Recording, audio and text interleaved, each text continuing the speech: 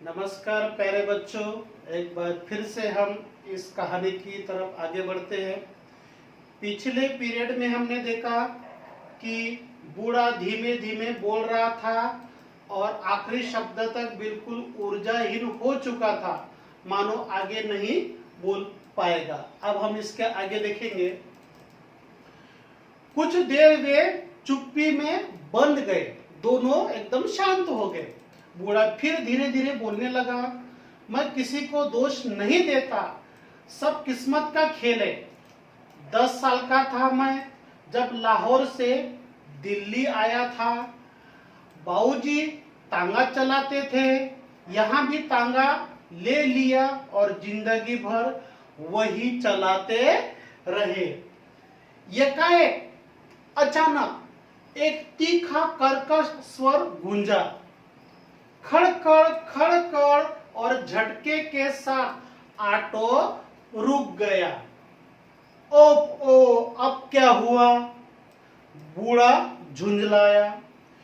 उर्मी ने कलाई को रोशनी तक ले जाकर टाइम देखा।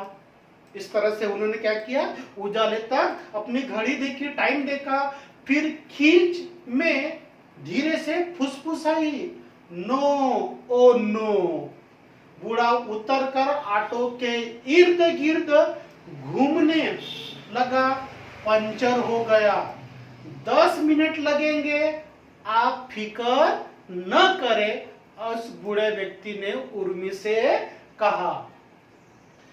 फिर एक बार ऑटो पटरी के साथ खड़ा हो गया। बूढ़े ने आगे से प्लग पाना, जैक और स्टेपनी निकाल ली, फिर बैठकर जैक लगाने लगा।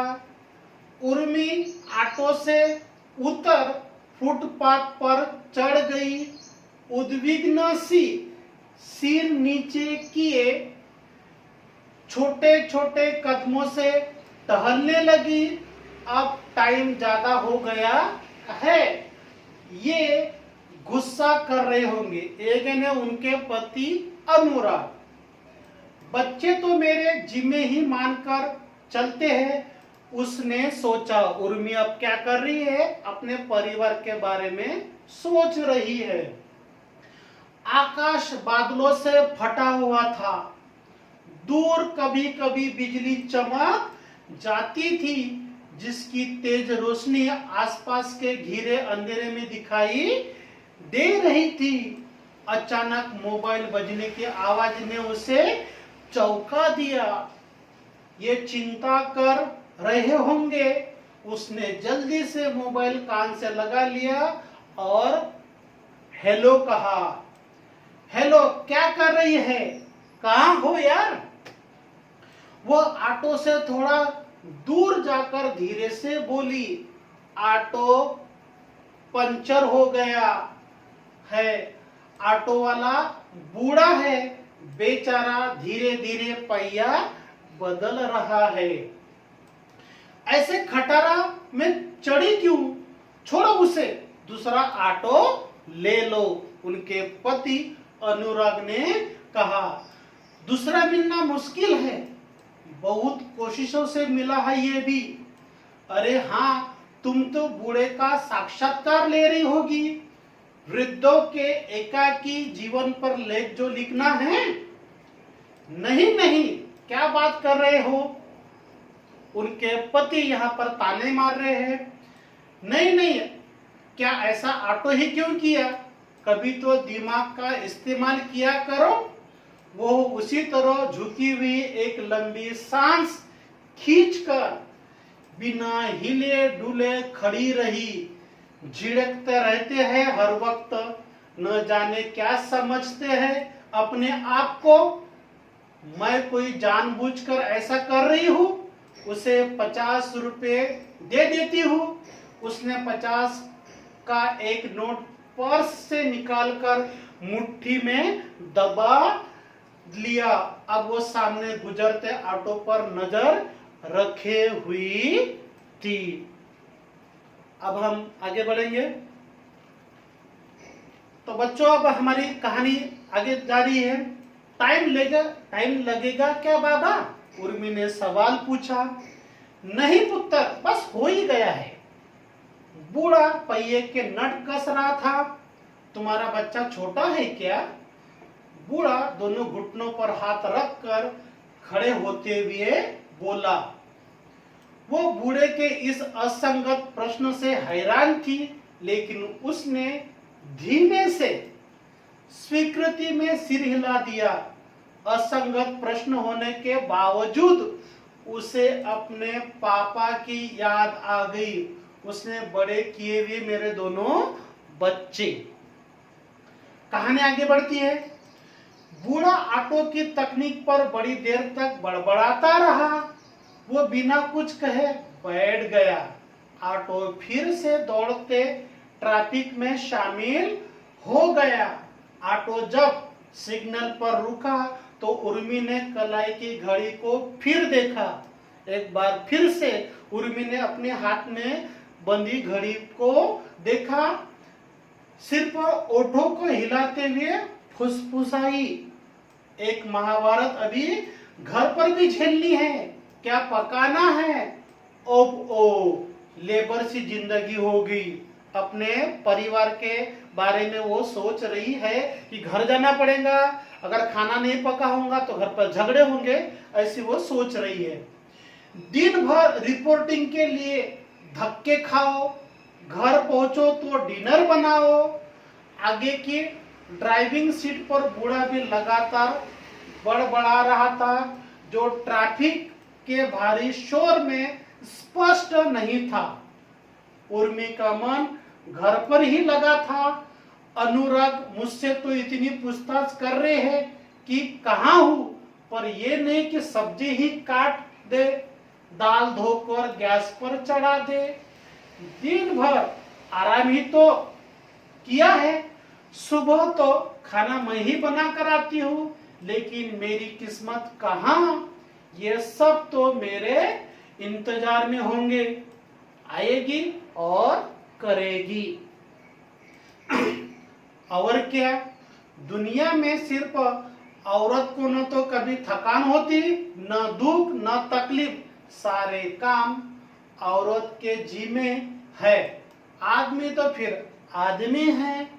ये सारे ख्याल करते करते उसके मुंह से हल्की सी आह निकल आई।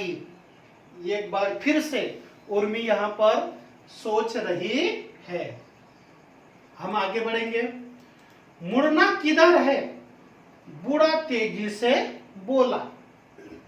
वह चौकी और फिर बाहर देखते हुए बोली, सीधे हाथ अगले गेट से अंदर ले लेना। उर्मी ने जवाब दिया। ऑटो बिल्डिंग के नीचे रुक गया। बूढ़े को पैसे देकर वो सामान को पहले की तरह समेटे भरे कदमों से सीढ़ियां चढ़ते चढ़ते सोचने लगी। 10 से ऊपर का टाइम हो गया था। रात के 10 बज गए थे। 3 भूखे प्राणी घर में विचरण कर रहे। 3 नीचे प्राणी यानी 3 जीव, एक उनका पति अनुराग और उनका एक बेटा और उनकी बेटी, ऐसे 3 जीव घर पर घूम रहे होंगे। उनके लिए अपने लिए खाना बनाना है। क्या मुसीबत है। सुबह फिर प्रेस कॉन्फ्रेंस और दफ्तर। कैसे होगा यह सब? क्या उनके बस का कुछ भी नहीं है? मैं भी तो जॉब करती हूँ। ये तो 3 महीने से घर पर ही है। मेहनत तो मेरे काम में ही ज्यादा है। वो दरवाजे तक पहुंच गई और बेल दबाकर दीवार से सिर टिकाकर खड़ी हो गई। दरवाजा खुला। वे तीनों एक साथ ही उदास चेहरे लिए दरवाजे पर खड़े थे। छोटा दौड़कर उससे लिपट गया। अम्मा, भूख लगी है। उनके छोटे बच्चे ने उर्मी से कहा कि मुझे भूख लगी है। हम आगे बढ़ेंगे। उसके तन बदन में जैसे आग लग गई हो। उर्मी के तन बदन में आग लग गई हो। कम से कम बच्चों को कुछ खाने को तो दे सकते थे। उसने सोचा, लेकिन धीरे से बुदबुदाई, अरे भीतर तो आने दे। अनुराग सिर नीचे किए हुए बोला, बहुत लेट हो गई हो, ऐसा भी क्या ऑटो था? उन्होंने प्रश्न किया। उर्मी ने कुछ न कहा, एक नजर रसोई की ओर देखा। एकदम साफ सुथरी रसोई कैसी थी? साफ सुथरी थी। दिन में काम वाली करके कहीं गई होगी, दिन में काम वाली करके गई होगी, तब से किचन में घुसे तक नहीं, इन्होंने सब्जी तक नहीं काटी। हर तरफ मुझे ही मरना है। वह यानी कौन? उर्मी भीतर ही भीतर सोचती रही। बेडरूम की तरफ जाते हुए विपरीत दिशा में हाथ से इशारा करते हुए बोली, वहां अंधेरा क्यों किया है? उर्मी ने सवाल पूछा। हम सब बेडरूम में थे, सीरियल देख रहे थे, इसलिए वहां क्या फायदा बेकार में लाइट जलाकर? अनुराग के साथ खड़ी बेटी शेफी ने कहा। चलो ठीक है, मैं हाथ मुंह धोकर खाना पकाती हूँ। वह तल्ख होकर बोली, सीरियल देख रहे हैं, बताओ। वे सब वही खड़े उसे हाथ मुंह धोते चुपचाप देखते रहे। वो तीनों प्राणी, वो तीनों जीव उसको हाथ मुंह धोते हुए चुपचाप देख रहे थे। उर्मी रसोई की तरफ मुड़ गई, रसोई में खाना पकाने के लिए जाने लगी।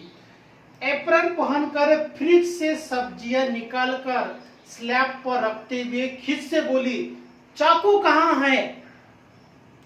डाइनिंग टेबल पर होगा। बेडरूम से अनुराग की आवाज थी। इनसे छोटी छोटी मदद की भी उम्मीद नहीं की जा सकती। वो झल्लाहट में पैर पटकती डाइनिंग टेबल तक पहुंची। यहाँ कहाँ रख दिया है अंधेरे में? कोई चीज जगह पर नहीं मिलती। वह बड़बड़ाई और दीवार तक पहुंचकर लाइट का बटन दबा लिया। रोशनी होते ही उसने टेबल पर देखा तो भौचक के रह गई। उर्मी ने टेबल पर क्या देखा? भौचक की रह गई। क्या देखा? वहां खाना बना हुआ था। टेबल पर खाना बना हुआ था। डोंगा, सब्जी और कैसरोल। उसने जल्दी से डोंगे का ढक्कन हटाया और देखकर ढक दिया। इस सीन को लाइव देखने के लिए वे तीनों बेडरूम से निकलकर डाइनिंग टेबल के पास इकट्ठा हो गए। उन्हें पास देखकर उर्मी बुरी तरह से झेप गई। हथेलियों से मुंह छिपाते हुए दुबक कर बैठ गई। उन्होंने ऐसा हाथ लिया और अपने चेहरे पर छिपा कर बैठ गई। वे तीनों जोर जोर से हंसते, ताली बजाते उसे घेर कर खड़े हो गए। छोटा मौका देखकर मां से चिपक गया और तुतलाते हुए बोला, उनका छोटा बच्चा तुतलाते हुए बोला, क्या बोला? अम्मा, हमने बना दिया। इतनी रात हंसी की आवाज दूर तक जाती रही। मैं भी क्या क्या सोचती रहती हूँ। उसने इन्हीं ठहाकों के बीच फिर सोचा। शर्म से उसके गालों पर लालिमा फैल गई। लकीर नाम की कहानी संग्रह है। इस कहानी संग्रह से इस कहानी को लिया गया है। यह कहानी हो गई हमारी। अब हम तीसरे भाग में इसका व्याकरण देखेंगे, इसके कठिन शब्दों का निवारण करेंगे। एक बार फिर से हम थोड़ी देर में मिलेंगे।